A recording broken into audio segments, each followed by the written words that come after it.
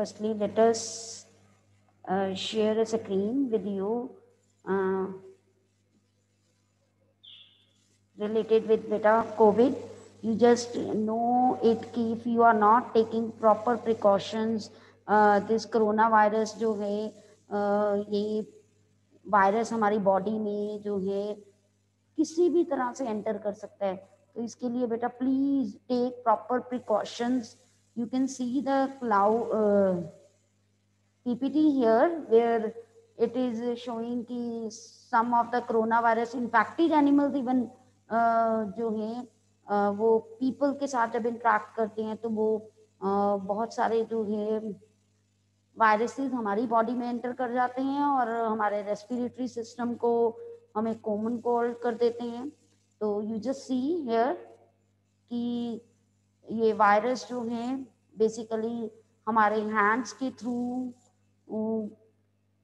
जो है हमारे माउथ में एंटर करते हैं. इसीलिए हम बार बार कहते हैं कि our mouth should be properly covered when we are going out and our hand should be properly washed with certain interval of time जो है.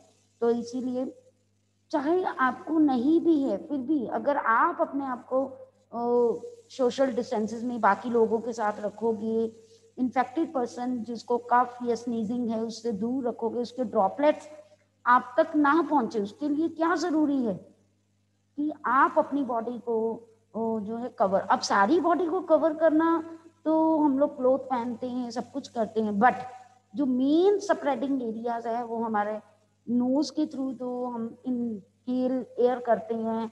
तो कोई पर्सन ने जो है स्नीज किया और उसके जो पार्टिकल्स हैं, वायरस पार्टिकल जो हैं वो आपके हैंड तक पहुंच गए, जिस एरिया में उसने स्नीज किया वहाँ टच हो गया, तो ऑब्वियस है आप उसी हैंड से अगर माउथ पे हैंड लगाओगे तो वो स्प्रेड हो जाता है.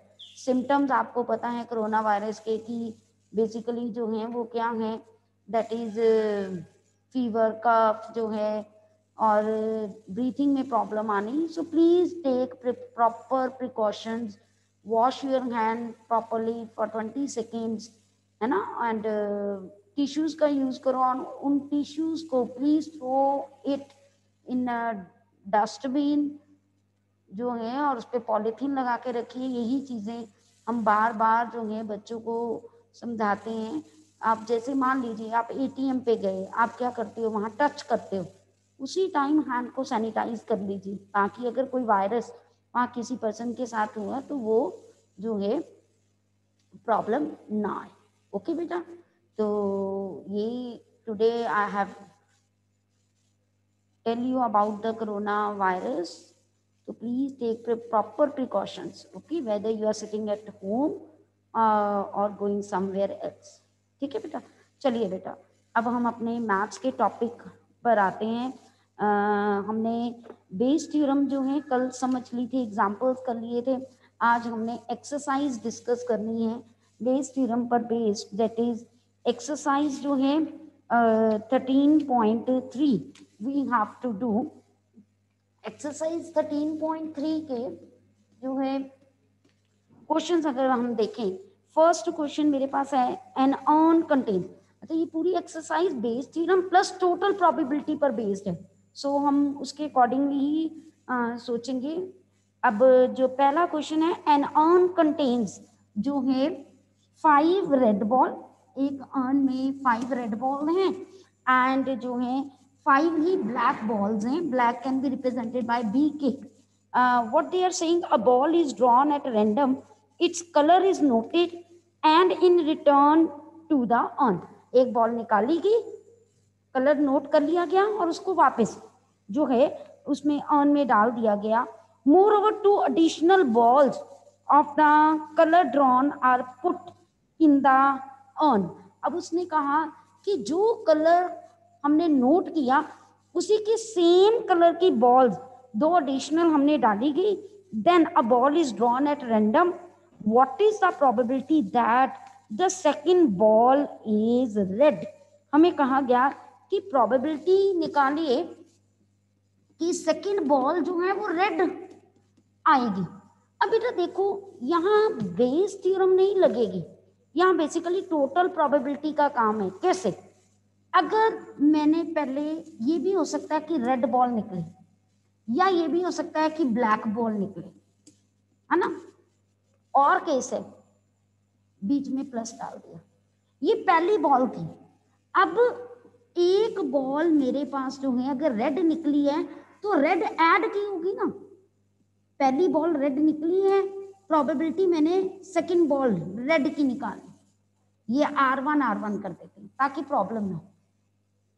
पहली बॉल ब्लैक निकली है, प्रोबेबिलिटी मैंने रेड की निकालनी है, क्योंकि उसने कहा कि प्रोबेबिलिटी बताओ कि सेकंड बॉल रेड ही है, तो मैं R2 डाल देती हूँ कि वो रेड निकली, प्रोवाइडेड पहली बॉल ब्लैक है। अब ये देखिए, मैंने पहली बॉल रेड की, रेड आने की प्रोबेबिलिटी मेरे पास जो थी, अगर मैं देखूं तो मेरे पास जो है 5 बॉल्स थी दोनों में, तो टोटल मेरे पास 10 हो गया। अब सेकंड बॉल भी रेड निकले, इसकी प्रोबेबिलिटी है, अगर पहली बॉल रेड निकली होगी तो 2 रेड मैंने ऐड कर दी, यानी मेरे पास रेड कितनी होगी अब 7, ओवर टोटल भी तो 12 होगी ना, क्योंकि जो एक बॉल निकाली उसी की 2 बॉल्स मैंने क्या करनी है, ऐड करनी है। अब देखिए, और केस था तो मैंने प्लस कर दिया, पहली बॉल ब्लैक की निकली, आई नो इट, ब्लैक 5 थी, टोटल 10। अब ब्लैक डालनी है, पर प्रोबेबिलिटी मुझे किसकी की निकालनी है, रेड की ही निकालनी है, तो रेड तो 5 ही रही, लेकिन टोटल कितनी हो गई, 12 हो गई। Is it clear? ये बेसिकली आपको याद हो, कंडीशन लगी है, पहली बॉल पे जो निकला उसी की कलर्स की ऐड करनी, और क्या हुआ, ये टोटल प्रोबेबिलिटी ही डिस्कस हुई करा। ओके बेटा, क्लियर टू यू? कोई प्रॉब्लम तो नहीं किसी को बेटा? Any problem to anyone? Okay good, now come to next बेटा। अब हमारे पास जो है क्वेश्चन नंबर 2, सेम क्वेश्चन बेटा, जो है अ बैग कंटेन्स 4 रेड। अब हमने चेक करना है कि ये टोटल प्रोबेबिलिटी का क्वेश्चन है कि हमारे पास जो है बेस थ्योरम का क्वेश्चन है, that we have to check. अब बेटा देखिए यहाँ पर, a bag contains 4 red and 4 black ball, mention कर दिया करो कि what is given here, 4 red and 4 जो है ब्लैक बॉल्स हैं। ओके जी, अनदर बैग, ये बैग 1 की बात है। अब अनदर बैग 2 रेड बॉल्स मेरे पास, मैं बैग 2 कह देती हूँ, and 6 black balls is there, one of the 2 bags is selected at random and a ball is drawn from the bag which is found to be red. I know it, the ball is of red color, that is given to me, whatever is given to me always write first red, मुझे पता है कि red ball निकली है। अब मुझे कहा गया है find the probability that the ball drawn is from the first bag, मुझे फर्स्ट बैग की प्रोबेबिलिटी निकालनी है, and it is given to me the ball is of red colour. कल भी मैंने आपको ये बताया था how to right it.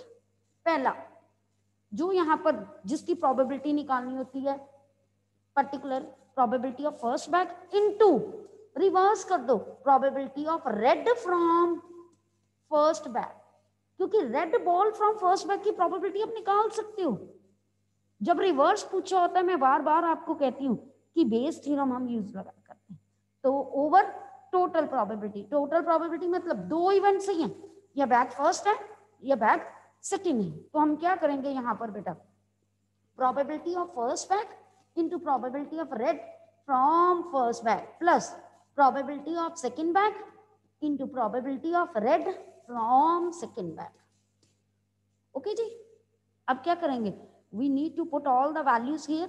Probability of first bag is 4 over total, total first bag में कितनी है 8 into जो है मेरे पास, sorry probability of first bag जो है वो 1/2, रीजन क्योंकि मेरे पास जो है 2 ही बैग्स हैं, मैंने जो लिख दिया था वो probability of red from first bag लिख दिया था 4/8 ओवर, सेम आएगा 1/2 into 4/8 plus probability of second bag, 2 he bags हैं उसमें से एक सेलेक्ट करना है, तो 1/2 into probability of red from second bag, second bag में रेड कितनी है 2, टोटल कितनी है 8. Solve it and get your answer. Okay बेटा. नाउ कम टू जो है third question. Same question type है जो है, बट हम डिस्कस सारे करेंगे ताकि आपको कोई प्रॉब्लम ना आए. तो अब बेटा मेरे पास जो है नेक्स्ट क्वेश्चन जो है क्वेश्चन नंबर थर्ड यहाँ पर दिया हुआ है. Of the students in a college it is known that 60% reside in hostel. अब मैं बार बार आपको कहती हूँ कि मैं डायरेक्टली क्वेश्चन की जो वैल्यूज होती है मैं लिखती हूँ 60% reside in hostel. 60% means probability 60/100. Now बेटा 40% are day scholar. Day scholar means they are not residing in hostel, they are living in their own house. तो जो है अब not residing या scholar, scholars लिख देते हैं जो है that is day scholar है ना. तो आप डी भी लिख सकते हो, एस भी लिख सकते हो, या आप पे इवेंट को कैसे लेट करना.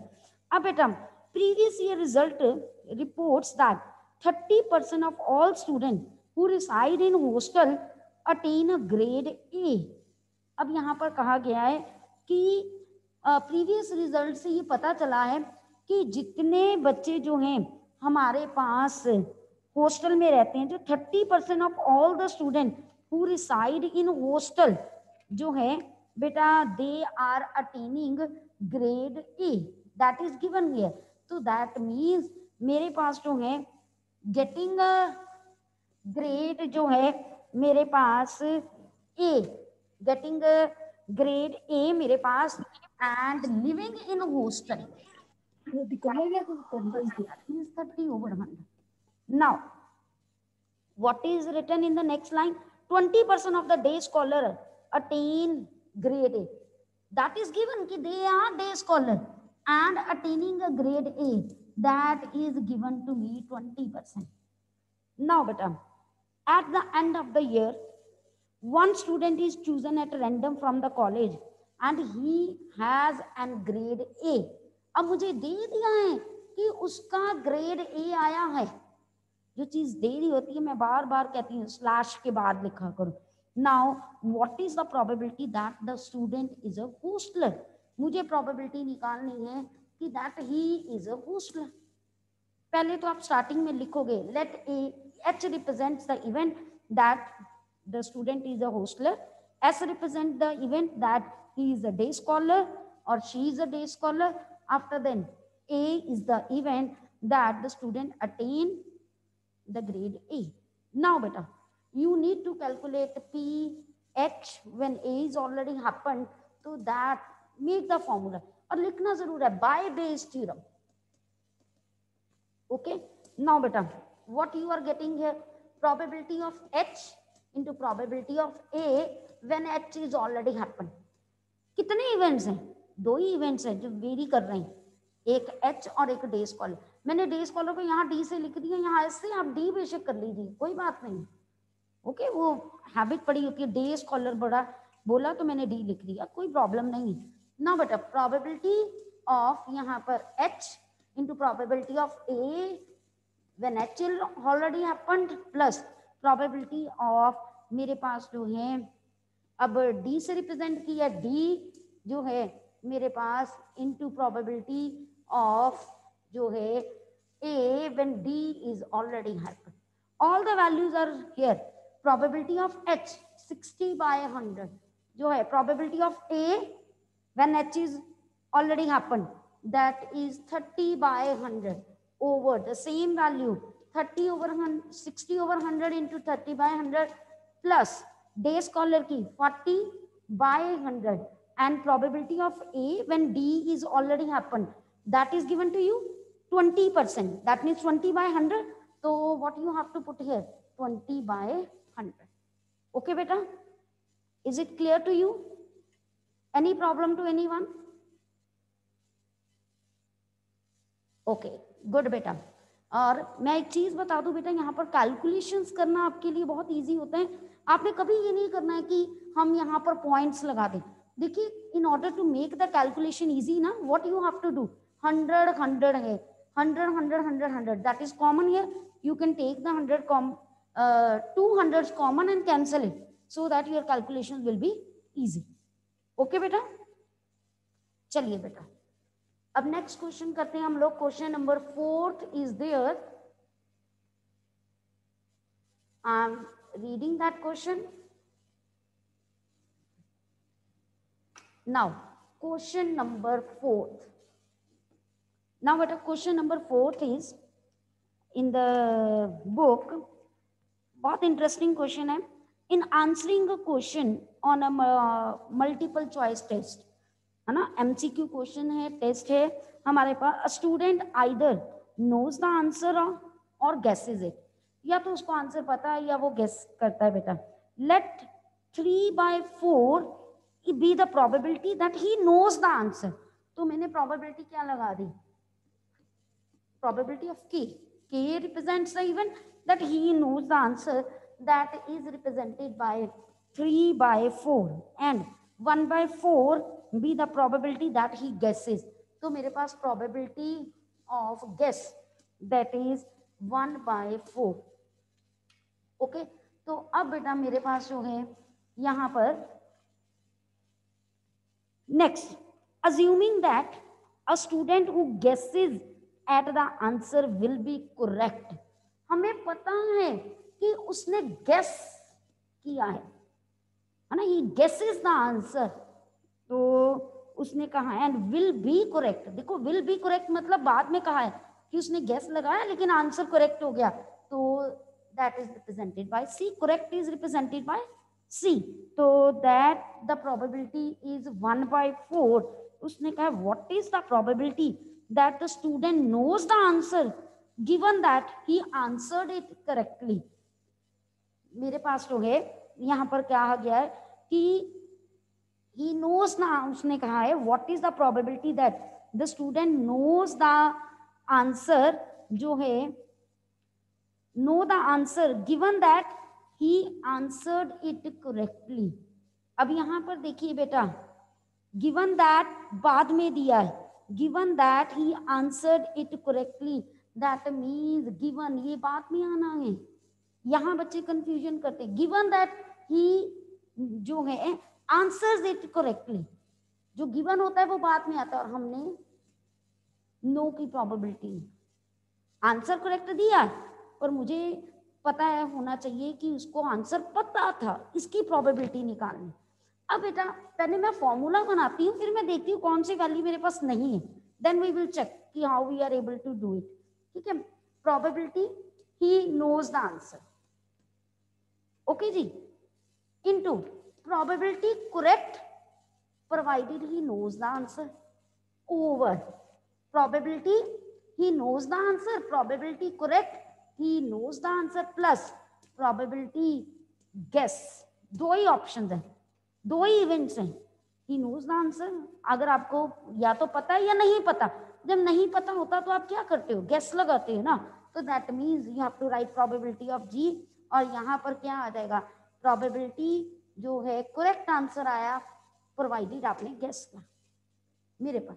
अब देखिए यू नो दिस प्रोबेबिलिटी जो है मेरे पास कि वी नो द आंसर जो है that is given to me 3/4. अब प्रोबेबिलिटी एक पर्सन को आंसर पता है and he answer it correctly, ये तो श्योर इवेंट हो गया ना. अगर आप में से किसी को आंसर पता है, आप कभी गलत थोड़ा आंसर दोगे, you always give the correct answer. तो that means this is an sure event. तो श्योर इवेंट की प्रोबेबिलिटी क्या होती है, 1 होती है ना बेटा. तो दैट मीन्स इसका आंसर, इसकी प्रोबेबिलिटी 1 आ गई. ये भी पता लग गया, ये भी पता लग गया. Probability of guess that is 1/4 and probability of correct when he guesses that is also 1/4. Put all the values and get your answer. Okay beta, is it clear to you? Any problem in this question? Any problem in this question beta? Okay, good, very good. चलिए बेटा next बेटा question number जो है 5th. A laboratory blood test जो है is 99% effective. Here it is written there that laboratory test जो है वो 99% जो है इफेक्टिव है in detecting a certain disease when it is in fact present. 99% अगर किसी को कोई प्रॉब्लम है तो वो डिटेक्ट कर देता है। अब उसने कहा however the test yield a false positive result for जो है 0.5% of the healthy person tested. यहाँ पर क्या मतलब है कि अगर एक हेल्दी पर्सन का टेस्ट दिया जाए तो बेटा जो टेस्ट है ना वो गलत रिपोर्ट दे देता है कि उसको वो प्रॉब्लम है नहीं, बट वो शो करता है। ये बिल्कुल एग्जाम्पल की तरह जो HIV पॉजिटिव नेगेटिव वाला हमने एग्जाम्पल किया। अब यहाँ पर उसने क्या कहा बेटा, if 0.1% of the population actually have the disease, पूरी पॉपुलेशन में से सिर्फ 0.1% जो है एक पर्सन को डिजीज है, तो what is the probability that a person has disease given that this result is positive. अब दो ही हो सकते हैं, रिजल्ट तो पॉजिटिव आया, उस पर्सन को प्रॉब्लम हो सकती है, उस प्रॉब्लम पर्सन को प्रॉब्लम नहीं भी हो सकती। दो ही तरह के लोग हैं हमारे पास, पर रिजल्ट पॉजिटिव तो दोनों में आ सकता है ना। तो हमने जो है ये डिटेक्ट करना है। Now anybody from you can you tell me how to write the data, how to represent this question? Anybody from you? हमने इतने क्वेश्चंस कर लिए हैं, 3-4 क्वेश्चंस, और कल भी एग्जांपल्स किए हैं। Okay, who is able to tell me how to represent it? जब तक आप पार्टिसिपेट नहीं करोगे बेटा प्रॉब्लम आएगी आप लोगों को। Okay Nikhil, Nikhil unmute yourself. Yes ma'am. हाँ जी, प्लीज टेल मी कि what is given to you and how to do this event probability question, question number 5। जल्दी बेटा, बी फास्ट। मैम एक बार ये क्वेश्चन रिपीट कर दो, मेरी हाँ बुक जी, ना वो प्रियांशु लेके गया हुआ है। पार्डन क्वेश्चन बेटे, योर रिपीट कर दो वॉइस एक इज बार, वो नॉट। बुक प्रियांशु लेके गया हुआ है। ओके चलिए बेटा, तो मैं ही बता देती हूँ आप लोगों को। क्वेश्चन नंबर जो है यहाँ पर मेरे पास जो है 5th में, अगर मैं ये मान लेती हूँ, अब मैं ना एक इवेंट की तरह भी आपको क्वेश्चन करके दिखा देती हूँ कि आपको कोई प्रॉब्लम ना आए। कि नॉर्मली बच्चे कहते हैं कि मैम आप इवेंट जैसे फॉर्मूले में है E1 E2 E वैसे लिख के दिखा दो, तो मैं वैसे भी कर लेती हूँ। कि हम मान लेते हैं कि सपोज एक पर्सन को डिजीज है, तो मैंने E1 ले लिया, let the person is having disease, okay DI से लिख दिया। E2 हेल्दी पर्सन, मैंने इवेंट ले लिया, और मुझे कहा गया कि इवेंट में ले लेती हूँ कि टेस्ट पॉजिटिव है। ओके, अब इसके अकॉर्डिंगली अगर मैं देखूं तो मेरे पास जो है प्रोबेबिलिटी जो है पर्सन को डिजीज है वो मुझे दिया गया 0.1 ओनली। इफ यू सी कि 0.1% of the population actually has the disease, तो मैंने ये E1 इवेंट लिया था कि डिजीजेज है, तो मेरे पास प्रोबेबिलिटी ऑफ E1 जो है दैट इज मेरे पास जो है पॉइंट जो है 1 दिया हुआ है। तो मेरे पास जो है, अब उसने आगे क्या मुझे दिया हुआ है, ध्यान से देखिए बेटा। इसका मतलब अगर 0.1% को डिजीज है, तो मैंने हेल्दी पर्सन निकालने हैं, जिनको डिजीज नहीं है वो हेल्दी पर्सन ही होंगे। तो मेरे पास क्या हो जाएगा 1 माइनस 0.1, तो मेरे पास वो क्या हो जाएगा 0.9। ओके जी, अब मेरे पास और क्या दिया हुआ है यहाँ पर, अगर हम देखें 99% जो है effective in detecting certain problem, है ना। तो दैट मीन्स कि मेरे पास 99% मतलब वो डिटेक्ट करता है, टेस्ट पॉजिटिव देता है, कब? जब उस पर्सन को प्रॉब्लम है। वो 99% दिया, 99% मतलब 99/100 आप ले सकते हो।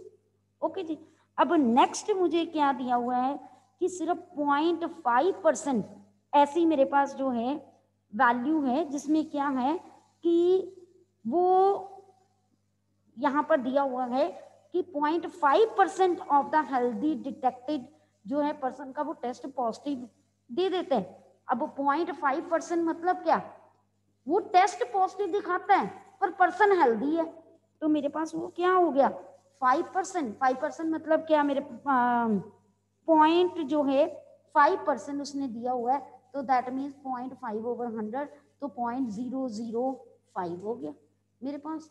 अब सारी वैल्यूज दे दी हैं बेटा, हमने इवैल्यूएट करना है। उसने कहा what is the probability that a person has a disease given that he the test is showing positive. मेरे पास टेस्ट पॉजिटिव आ रहा है और मैंने जो है बताना है कि पर्सन को डिजीज जो है, डिजीज है मतलब E1। अब मैं क्या करूंगी बेटा, probability E1 into probability of E when E1 is already happened over probability of E1, probability of E when E1 is already happened plus probability of E2, probability of E when E2 is already happened. All the values you are having, probability of E1 is 0.1, आप fill कर सकते हो मेरे पास। After then, probability of E when E1 is already happened, that is 99/100, same all the values there। हाँ जी, यहाँ पर 0.9 और यहाँ पर बेटा आपके पास जो है क्या है 0.005। Put all the values and get your answer. Okay बेटा, clear to you? Any doubt to anyone? Anything you want to ask बेटा? Okay, no doubt. चलिए आगे चलते हैं बेटा। अब 6th क्वेश्चन देखिए बेटा, मेरे पास जो है देयर आर 3 कॉइन्स। अभी तक हमने जितने भी किए ना 2 ही इवेंट्स थी मेरे पास, 2 में डिवाइड होता था, तो माइट भी इवेंट्स मेरे पास 3 भी हो सकते हैं, मैंने आपको कहा था 4 इवेंट्स भी हो सकते हैं। तो let us discuss now the question number 6 जिसमें मेरे पास जो है इवेंट्स कितने हो जाए, ज़्यादा हो जाए। तो बेटा अब मेरे पास यहाँ पर दिया हुआ है 6th क्वेश्चन में कि 3 कॉइन्स हैं, तो मुझे यहीं से आइडेंटिफाई हो गया 3 इवेंट्स होंगे। तो लेट अस मेक इवेंट्स, तो देखते हैं वो क्या कहता है। मेरे पास क्वेश्चन नंबर 6 में 3 कॉइन्स आर देयर, मैंने कॉइन्स लिख दिए, first coin, second coin, third coin, है ना। अब देखते हैं वो क्या कहता है आगे। One of the 2 headed coin जो है, अब one of the 2 headed coin मतलब क्या है कि पहले कॉइन में दोनों हेड्स ही होंगे दोनों तरफ, ठीक है। और फिर उसने कहा other is a biased coin. Biased मतलब वो फेवर करता है किसी की, है ना। तो हमने कोई चालाकी करते हैं जब उसको थ्रो करते हैं, तो यहाँ पर उसने क्या कहा है कि दैट द हेड कम्स जो है वो 75% जो है वो आता है। तो दैट मीन्स प्रोबेबिलिटी ऑफ यहाँ पर हेड की वो 75 जो है ओवर 100 है। तो ऑब्वियस है टेल की कितनी हो जाएगी, दैट इज 25%। ये अभी हम लिख रहे हैं, डाटा लिख रहे हैं जो मुझे मेंशन है। फिर उसने कहा कि and the third is an unbiased coin. Unbiased coin का मतलब क्या है, हेड एंड टेल के इक्वल चांसेस आने के। तो दैट मीन्स प्रोबेबिलिटी जो है हेड के चांसेस यहाँ 1/2 है और प्रोबेबिलिटी जो है टेल के चांसेस भी 1/2 है। यहाँ पर टेल तो है ही नहीं, हेड ही हेड आना है ना। तो that means probability of head is 1 and probability of tail is 0। हम क्वेश्चन पढ़ते हैं कि वो क्या कहता है यहाँ पर बेटा। उसने क्या कहा है, one of the 3 coins is chosen at random and tossed, it shows head. उसने कहा कि प्रोबेबिलिटी में कि वो हेड शो कर रहा है और हियर इट इज जो है they have written what is a probability that it was the 2 headed coins. अब 2 हेडेड कॉइन मतलब मेरा फर्स्ट कॉइन आना चाहिए, यही उसने कहा है ना। मुझे हेड आया है ये पता है, तो बेटा वो हेड इसमें से भी आ सकता था, इसमें से कॉइन वाले में से भी आ सकता था, इसमें से भी आ सकता, बट मुझे कह दिया कि वो 2 हेडेड कॉइन आना चाहिए, मतलब वो फर्स्ट कॉइन आना चाहिए। यानी अगर मैं प्रोबेबिलिटी लिखूं यहीं से बना के, कॉइन फर्स्ट की प्रोबेबिलिटी निकालनी है प्रोवाइडेड मुझे पता है हेड आए, तो कितना इजी है। Probability first coin into probability of head from coin first, सिर्फ कॉइन ही चेंज करने हैं ना, तो आगे चेंज कर दीजिए।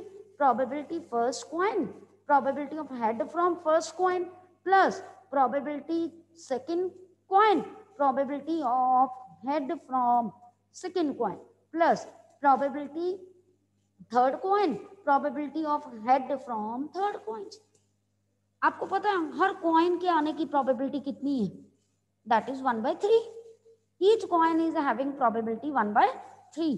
तो व्हाट यू नीड?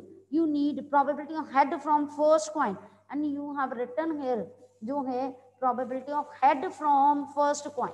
आप प्रॉपरली मेंशन कर दो, दैट इज 1. यहाँ पर भी आप लिख सकते हो probability of head from second coin, क्योंकि मैंने आपको पहले ही कहा था कि मैंने डाटा सिंपली जस्ट लिखा है, जो मेरी रिक्वायरमेंट होगी मैं उसके अकॉर्डिंगली इस फॉर्मूले को चेंज करूँ. Okay, now here the probability of a head from third coin, that is 1/2. You can put the values and get your answer. Okay बेटा, any problem to anyone? Anything you want to ask? Okay, चलिए बेटा. Now the next question बेटा same. अब अगर आप देखोगे ना, कोई भी ऐसा क्वेश्चन नहीं है जिसमें आपको प्रॉब्लम आए. आप ट्राई कर सकते हो सारे क्वेश्चंस.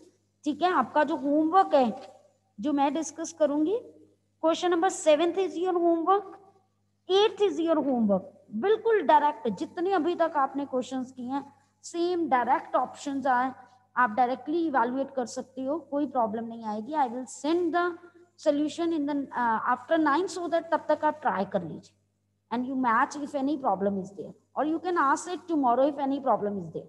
ठीक है, क्वेश्चन नंबर 9th 10th है ना, तो ये आप ट्राई करोगे. 9th 10th 11th 12th कोई ऐसा क्वेश्चन नहीं है मैं जिसमें आपको बताऊं कि प्रॉब्लम आए. एक बार मैं 12th क्वेश्चन आपसे डिस्कस कर देती हूँ.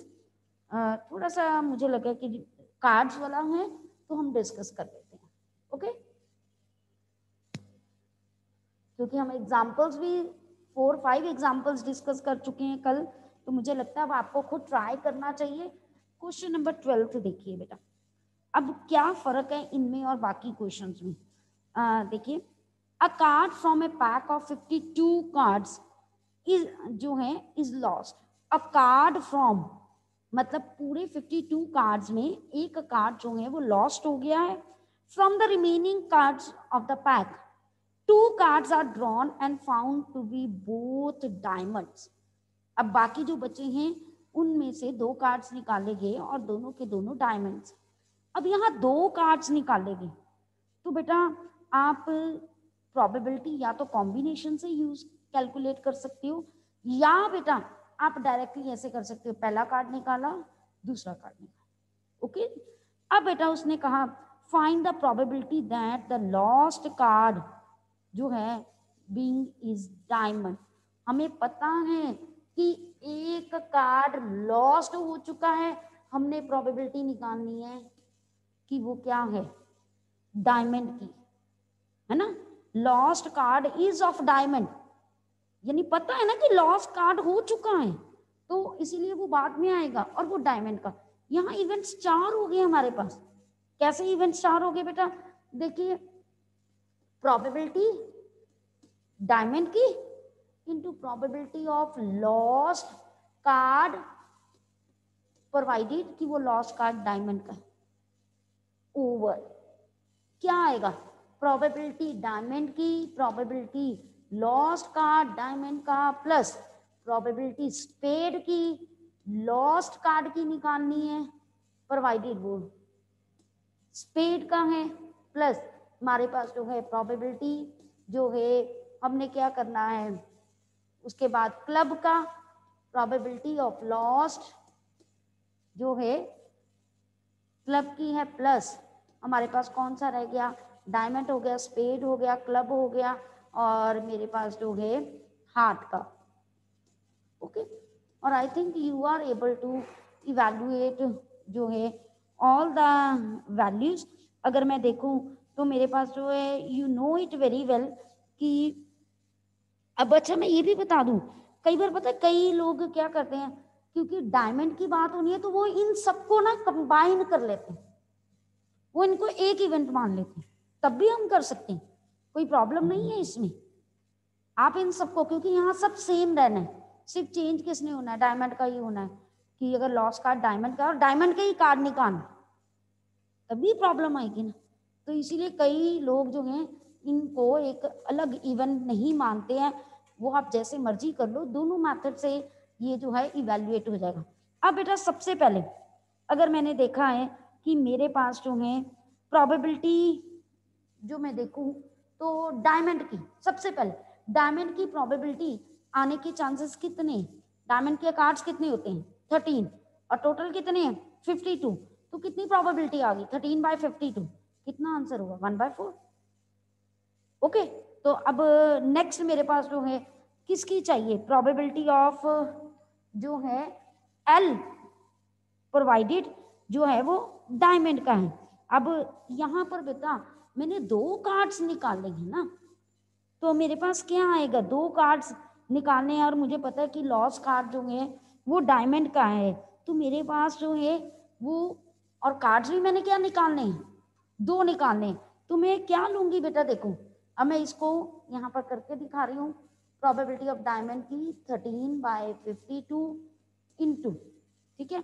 अब यहाँ पर लॉस्ट कार्ड डायमंड का, कार्ड्स मैंने 2 निकालने हैं, यहाँ बच्चे गलती करते हैं, तो बेटा देखा जाए तो मेरे पास कार्ड्स कितने रह गए 12 कार्ड्स जो हैं अब मेरे पास जो हैं डायमंड्स के पड़े हैं, तो बेटा 12/51 इंटू 11/50 आप ऐसे भी कर सकते हो, या बेटा आप कॉम्बिनेशन की जो है हेल्प भी ले सकते हो, आप सीधा भी कह सकते हो कि मेरे पास जो है अगर कार्ड्स लेने हैं तो 12C2 जो है ओवर जो है 51C2, it is totally up to you, over.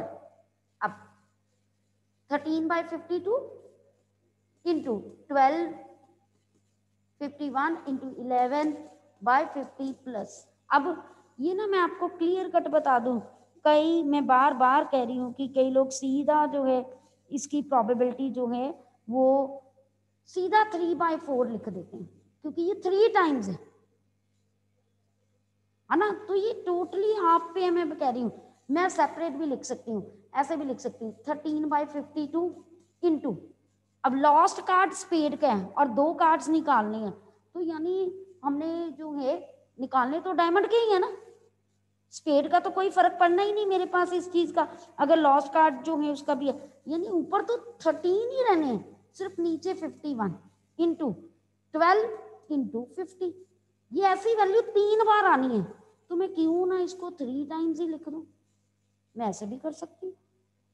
Okay बेटा, is it clear, same values आनी है ना तीनों की, क्योंकि अगर लॉस कार्ड स्पेड का है, मैंने कार्ड्स डायमंड के निकालने, तो उसको कोई फर्क थोड़ा पड़ेगा, कोई फर्क नहीं पड़ेगा, क्योंकि बात तो बार बार यही हो रही है, लॉस कार्ड प्रोबेबिलिटी डायमंड की निकाल। ओके बेटा, चलो let's continue with the questions tomorrow. Try to complete the questions. Okay.